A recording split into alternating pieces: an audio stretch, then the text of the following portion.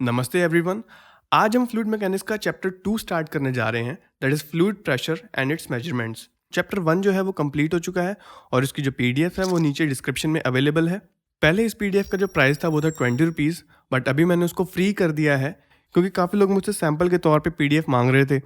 और जिन लोगों ने चैप्टर 1 की पीडीएफ खरीद ली थी उनको आगे आने वाली 2 पीडीएफ्स में मैं ऐड कर दूंगा, तो उनको चिंता करने की कोई ज़रूरत नहीं है। आज के लेक्चर की जो पीडीएफ है वो भी नीचे अवेलेबल रहेगी। तो स्टार्ट करते हैं fluid pressure and it's measurements.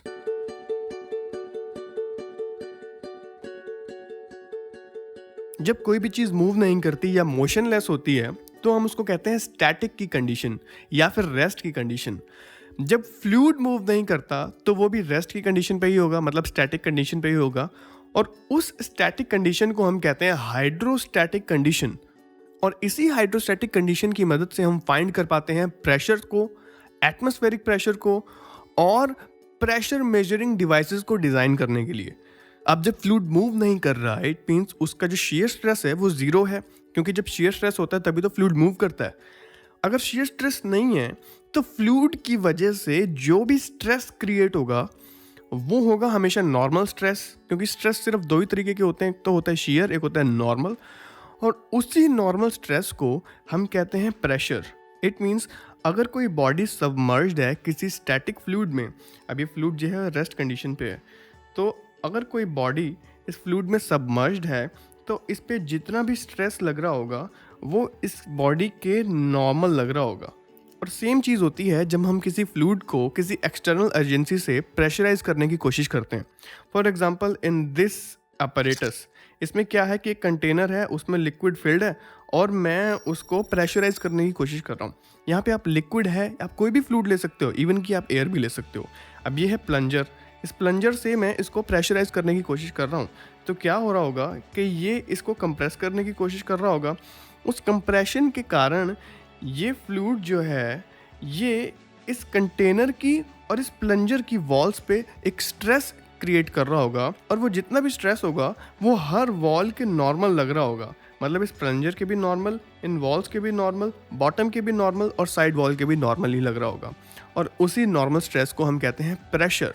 और यही बताया था हमें पास्कल ने कहा था कि जो प्रेशर है वो सेम रहता है अगर हम किसी कन्फाइंड सिस्टम को, कन्फाइंड मतलब किसी बंद सिस्टम को कि जिसके चारों ओर बाउंड्रीज हों, उसको प्रेशराइज करने की कोशिश करें तो उसके अंदर जो प्रेशर क्रिएट होगा वो हर डायरेक्शन में सेम होगा। अब इसी पास्कल लॉ को हम एक सिस्टम पे अप्लाई करते हैं जिसमें दो रैम्स हैं। एक छोटी रैम है जिसका रेडियस है 5 सेंटीमीटर और एक बड़ी रैम है जिसका रेडियस है 20 सेंटीमीटर्स। अब इस बड़ी वाली रैम पे एक गाड़ी रखी हुई है जिसका जो वेट है वो है 1000 न्यूटन्स। और इस छोटी वाली रैम से हमें इतनी फोर्स लगानी है कि एक तो ये पीछे ना जाए, दूसरा एक थ्रेशहोल्ड हमें मिल जाए कि उस फोर्स से ज़्यादा अगर हम फोर्स लगाएंगे तो ये जो रैम है ये ऊपर उठना शुरू कर देगी। तो सबसे पहले तो एक बैलेंसिंग फोर्स होनी चाहिए। अब उस बैलेंसिंग फोर्स को अगर हमें निकालना है, और हाँ मैं एक चीज़ बताना भूल गया कि इस सिस्टम में जो है वो फ्लूइड भरा हुआ है। वो फ्लूइड किसी भी डेंसिटी का हो सकता है, कितना भी उसका वेट हो सकता है, उससे हमें अभी कोई मतलब नहीं है। हम बस उस फ्लूइड को प्रेशराइज कर रहे हैं दोनों साइड से, एक छोटी वाली रैम से और एक बड़ी वाली रैम से। अब पास्कल ने हमें ये तो बता दिया कि अगर हम किसी फ्लूइड को प्रेशराइज करें एक्सटर्नल एजेंसीज की वजह से, जैसे हम इस फ्लूइड को कर रहे हैं, तो वो सेम प्रेशर क्रिएट करेगा। अब अगर सेम प्रेशर क्रिएट करेगा मतलब इस हाइड्रोलिक रैम पे भी सेम प्रेशर आ रहा होगा जितना प्रेशर इस बड़ी वाली हाइड्रोलिक रैम पे आ रहा होगा। अब जब प्रेशर सेम है तो मतलब pressure at first ram will be equal to pressure at second ram. अब प्रेशर क्या होता है? Force upon area, that is force 1 upon area 1 is equal to force 2 upon area 2। अब फोर्स 1 तो हमें निकालना है कि कितनी फोर्स हम उस पर लगाएं। फोर्स 2 हमें पता है, दैट इज 1000 न्यूटन, ये वाली। अब उसके बाद एरिया 1, दैट इज एरिया 1 हम निकाल सकते हैं पाई आर स्क्वायर। आर कितना है? 5 सेंटीमीटर्स को मीटर में कन्वर्ट करें तो अपॉन में 100 का स्क्वायर, और यहाँ पे आएगा पाई 20/100 का स्क्वायर। यहाँ पे वैल्यूज पुट अगर हम कर दें तो क्या आएगा? फोर्स 1 तो हमें निकालनी है, तो F1 अपॉन में पाई 5/100 का square is equal to 1000। Force 2 जो हमें पता है पाई बाय 20/100 का स्क्वायर। अब यहाँ से हम कुछ कैंसिल कर सकते हैं, दैट इज पाई से पाई जो है कैंसिल हो जाएगा, 100 स्क्वायर से 100 स्क्वायर कैंसिल हो जाएगा। तो F1 की वैल्यू क्या आएगी? F1 is equal to 1000 into 5 का स्क्वायर अपॉन में 20 का स्क्वायर। इसको जब आप सॉल्व करोगे तो जो F1 की वैल्यू आएगी वो आएगी 62.5 न्यूटन्स। देखो ये सिस्टम कितना एफिशिएंट हो गया। अगर हम इसको हाइड्रोलिक जैक के तौर पे यूज़ करें तो अगर एक गाड़ी को उठाना है तो सिर्फ हमें 62.5 न्यूटन की फोर्स लगानी पड़ेगी इस पूरी गाड़ी को उठाने के लिए। यहाँ से हमारी कितनी तकलीफ़ें आसान हो गई जैसे ही हमें ये पता चला कि जो प्रेशर है वो सेम रहता है और उसको हमने एक हाइड्रोलिक जैक वाले सिस्टम पे उसको अप्लाई किया। इस तरीके के आपको बहुत सारे क्वेश्चंस देखने को मिलेंगे। ये तो जस्ट एक एग्जांपल था। अब क्योंकि हमने ये देखा कि प्रेशर जो है वो हर डायरेक्शन में लग रहा है तो इसकी कोई स्पेसिफिक डायरेक्शन नहीं है, लेकिन इसकी कुछ ना कुछ वैल्यू तो हमें ज़रूर देखने को मिलती है। इसी वजह से इसका मैग्नीट्यूड तो होता है लेकिन कोई डायरेक्शन नहीं होती। इसी मैग्नीट्यूड की वजह से ये सिर्फ एक स्केलर क्वांटिटी ही है and not a vector quantity. अब इसी फ्लूइड में एक छोटा सा कोई भी एलिमेंट ले लेते हैं, सपोज कि क्यूबिकल एलिमेंट ले लिया, कोई भी शेप ले सकते हैं जिसका एरिया है बहुत ही स्मॉल DA, हाइट है DH और वेट है W।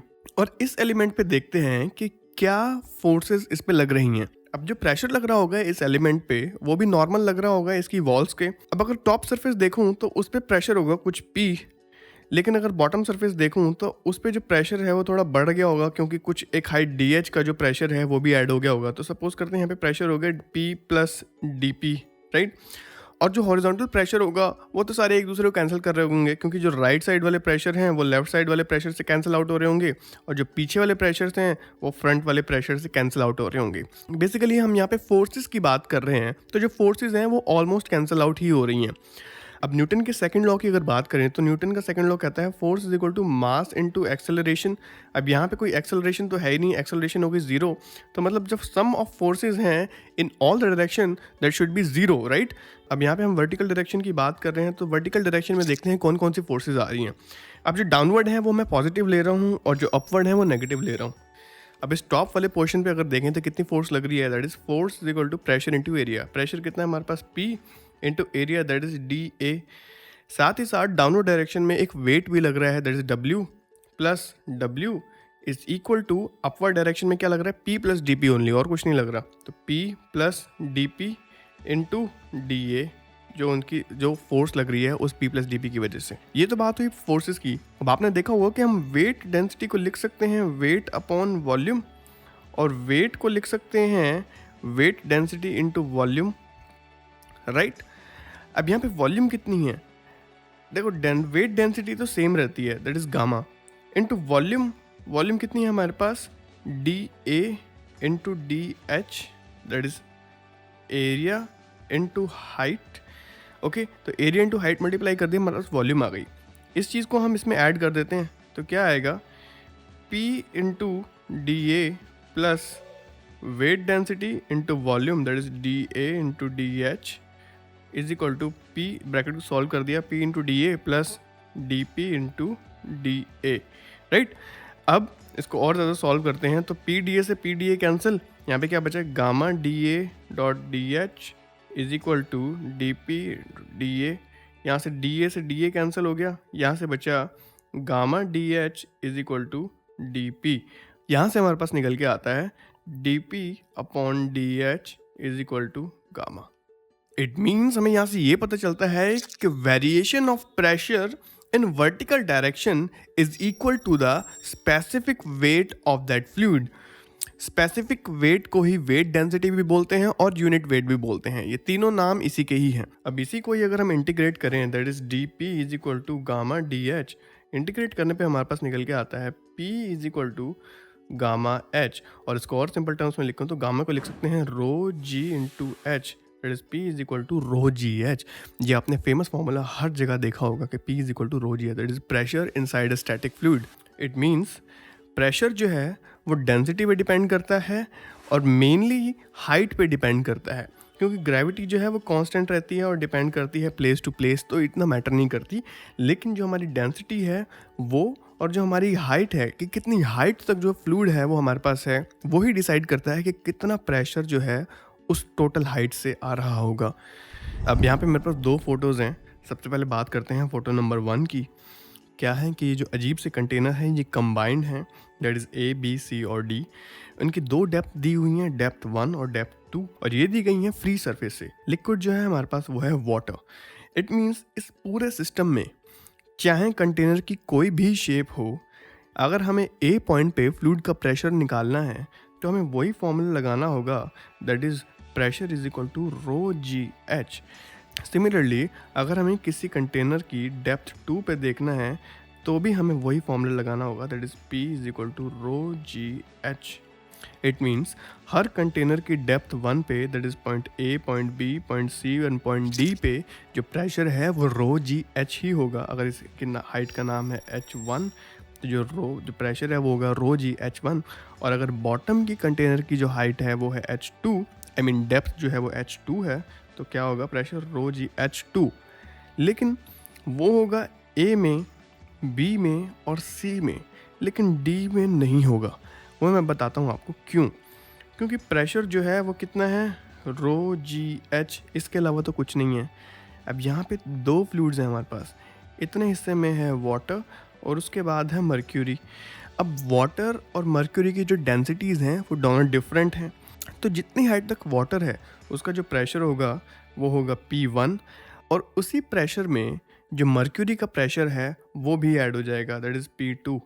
तो टोटल प्रेशर जो आ रहा होगा पॉइंट डी पे वो आ रहा होगा P1 प्लस P2। P1 है rho W G H1, suppose height जो है वो H1 है, प्लस रो एम जी H2। जी दोनों के लिए सेम है, हाइट दोनों के लिए डिफरेंट है। वो कुछ अलग हाइट पे है, ये दूसरा लिक्विड जो है वो कुछ अलग हाइट पे है, राइट। तो जो प्रेशर्स हैं वो ऐड हो जाएंगे। सिमिलरली अगर कोई तीसरा लिक्विड यहाँ पे होता लास्ट में कंटेनर में, कोई और मर्क्यूरी से भी भारी लिक्विड होता, तो उसका जो भी प्रेशर है वो भी ऐड हो जाता। तो जो वाटर है वो सेम प्रेशर लगा रहा है पॉइंट ए बी सी पे, लेकिन डी पॉइंट पे क्योंकि मर्क्यूरी ऐड हो गया तो उसका प्रेशर भी हमें ऐड करना पड़ेगा। लेकिन वाटर का सिर्फ हम उतना ही प्रेशर ऐड करेंगे जितनी हाइट तक जो है वाटर अवेलेबल है हमारे पास। सेम ये दूसरी फिगर जो है हमारे पास, उसमें भी यही फॉर्मूला अप्लाई होता है। अब क्या है कि इसमें हमें एक डायग्राम गिवन है जो हमें ये बताता है कि फ्री सरफेस पे तो एटमॉस्फेरिक प्रेशर है, लेकिन जैसे जैसे हम नीचे जाएंगे तो जो प्रेशर है वो इंक्रीज़ होता जाएगा। इस डायग्राम से हमें ये पता चलता है। तो फाइनली जो बॉटम है वहाँ पे जो प्रेशर है वो सबसे ज़्यादा है, क्योंकि जिसकी डेप्थ है वो भी सबसे ज़्यादा है। अब इसी डेप्थ पे जितने भी पॉइंट्स होंगे, जैसे कि point A, point B, point C, point D और पॉइंट ई के साथ साथ पॉइंट एफ भी, पॉइंट जी भी, इन सभी पॉइंट्स पे जो प्रेशर है वो सेम ही रहेगा जितना प्रेशर इस बॉटम पे आ रहा है, राइट, जो मैंने अभी आपको बताया। लेकिन अगर हमने मर्क्यूरी को ऐड कर दिया तो pressure at point H and pressure at point I, that is P H, will not be equal to P I, क्योंकि यहाँ पे जो प्रेशर आ रहा है वो सिर्फ वाटर के कॉलम की वजह से आ रहा है, आई मीन वाटर की हाइट की वजह से आ रहा है।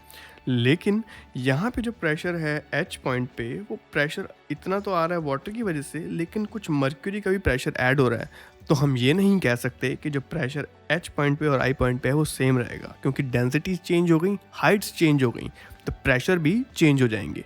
लेकिन दोनों के जो प्रेशर हैं वो समेशन में ऐड होते हैं। सिमिलरली कोई और तीसरा लिक्विड होता तो वो भी ऐड हो जाता। तो अब इतना पता चल गया कि pressure is equal to rho G H. अगर इसकी यूनिट्स देखें तो क्या निकल के आती हैं, डेंसिटी की यूनिट होती है किलोग्राम पर मीटर क्यूब, इनटू ग्रेविटी की होती है मीटर पर सेकंड स्क्वायर, इनटू हाइट होती है मीटर में। तो किलोग्राम मीटर पर सेकंड स्क्वायर को हम लिख सकते हैं न्यूटन, और मीटर से एक मीटर कट जाएगा, नीचे बचेगा मीटर स्क्वायर, तो जो वैल्यू आएगी वो आएगी न्यूटन पर मीटर स्क्वायर। सिमिलरली हम ये भी देख सकते हैं कि ये ही यूनिट होती है फोर्स अपॉन एरिया की, दैट इज़ प्रेशर। अब प्रेशर और स्ट्रेस की सेम यूनिट होती है, और मैंने प्रेशर और स्ट्रेस में डिफ्रेंशिएट किया हुआ है एक वीडियो में। उस वीडियो का जो लिंक है वो मैं नीचे डिस्क्रिप्शन में दे दूंगा, तो आप वो भी देख सकते हो। अब इसकी यूनिट है न्यूटन पर मीटर स्क्वायर। अब न्यूटन पर मीटर स्क्वायर को ही हम कहते हैं पास्कल्स भी, तो इसकी एक यूनिट हो जाती है पास्कल्स। सिमिलरली एक यूनिट देखने को मिलती है हमें बार्स, फिर ATM, और एक देखने को मिलती है किलोग्राम फोर्स पर सेंटीमीटर स्क्वायर, एक देखने को मिलती है पाउंड पर स्क्वायर इंच PSI। तो इस तरीके की यूनिट्स हमें प्रेशर की देखने को मिलती हैं। अब मेरे पास दो लिक्विड्स हैं, लिक्विड 1 और लिक्विड 2। यहाँ पे क्या हो रहा है कि एक लिक्विड 1 है, उसकी H1 हाइट पे मुझे सेम प्रेशर मिलता है जितना मुझे लिक्विड 2 में H2 हाइट में मिलता है। अब ये लिक्विड 1 और लिक्विड 2 अलग अलग हैं तो इनकी डेंसिटीज भी अलग होंगी, दैट इज रो 1 और रो 2, राइट। अब प्रेशर सेम है तो मैं लिख सकता हूँ PA is equal to PB। PA is equal to PB, इसको सॉल्व करें तो क्या आएगा, rho 1 GH1 is equal to rho 2 GH2। G से G कैंसिल हो गया, यहाँ बचा rho 1 H1 is equal to rho 2 H2। अब यहाँ से भी फॉर्मूला ठीक है कि भाई rho 1 H1 is equal to rho 2 H2। अगर मुझे डेंसिटी पता हो, दूसरे की डेंसिटी भी पता हो, पहले वाले लिक्विड की हाइट पता हो, तो मैं दूसरे वाले लिक्विड की हाइट निकाल सकता हूँ कि इतनी हाइट पे मेरा जो लिक्विड है वो सेम प्रेशर देगा जितना पहले वाला लिक्विड दे रहा था H1 हाइट पे, राइट। अब इसको और अगर सॉल्व करें तो मैं दोनों साइड्स को डेंसिटी ऑफ वाटर से डिवाइड कर देता हूँ, that is rho 1 upon rho W into H1 is equal to rho 2 upon rho W into H2। अब density of any liquid upon density of water is equal to specific gravity. तो यहाँ पे मैं लिख सकता हूँ S1 is the specific gravity of liquid 1 into H1 is equal to S2 H2, right.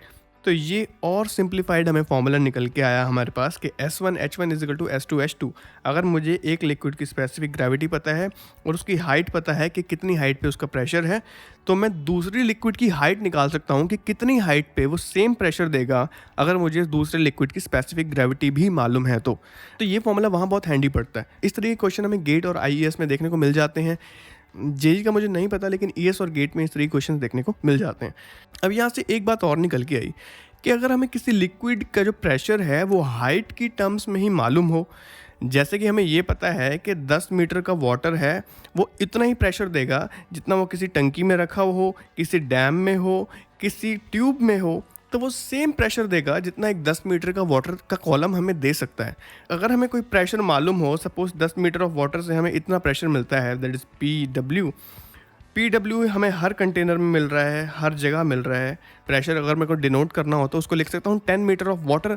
It mean प्रेशर को डिनोट कर रहा हूँ हाइट की फॉर्म में, और जब हम प्रेशर को डिनोट करते हैं हाइट की फॉर्म में तो हम उसको कहते हैं प्रेशर हेड। देखो ये प्रेशर हेड होता है pressure in terms of height of that liquid. अब इसको निकालते कैसे हैं, बहुत ही सिंपल है, P is equal to rho GH। Pressure आपको पता ही है कि 10 मीटर ऑफ वाटर से कितना आता है, अपॉन में अगर मैं रो और G और ले आऊँ तो क्या आएगा, रो नीचे G भी नीचे, यहाँ आ जाएगी हाइट। तो ये वही हाइट निकल के आएगी जिस लिक्विड की उस हाइट पे हमें वो प्रेशर मालूम हो, उसकी डेंसिटी मालूम हो और एक्सेलरेशन ड्यू टू ग्रेविटी भी पता ही होती है, दैट इज़ 9.81। अब इसी चीज़ को अप्लाई करते हैं। सपोज मेरे पास एक हाइट ऑफ वाटर है, मुझे उसको मर्क्यूरी की टर्म्स में निकालना है। सपोज मेरे पास 10.3 मीटर का वाटर कॉलम है, इनटू में उसकी जो स्पेसिफिक ग्रेविटी है वो that is 1 will be equal to specific gravity of mercury 13.6 into जितनी हाइट में वो मर्क्यूरी सेम प्रेशर देगी, दैट इज HM लिखा लेते हैं यहाँ पे। तो HM will be equal to 10.3 divided by 13.6। इसको अगर आप डिवाइड करोगे तो निकल के आएगा 0.76 मीटर्स, दैट इज 76 सेंटीमीटर और 760 mm। तो इसी के साथ आज का लेक्चर जो है वो यहीं कंक्लूड करते हैं। नेक्स्ट लेक्चर में हम बात करेंगे एटमॉस्फेरिक प्रेशर की, वैक्यूम प्रेशर की, गेज प्रेशर की, और उसके आगे आने वाले लेक्चर्स में हम बात करेंगे प्रेशर मेजरिंग डिवाइसेस की, that is simple manometers, differential manometers, micro manometers etcetera. इस PDF पे ध्यान मत दीजिएगा, इसकी एक बेटर वर्जन जो है वो आपको नीचे से डाउनलोड करने को मिल जाएगा। मिलते हैं नेक्स्ट लेक्चर में, तब तक के लिए आप लोग पढ़ते रहिए, अपने गेट IES JEE की तैयारी चालू रखिए। मिलते हैं नेक्स्ट लेक्चर में।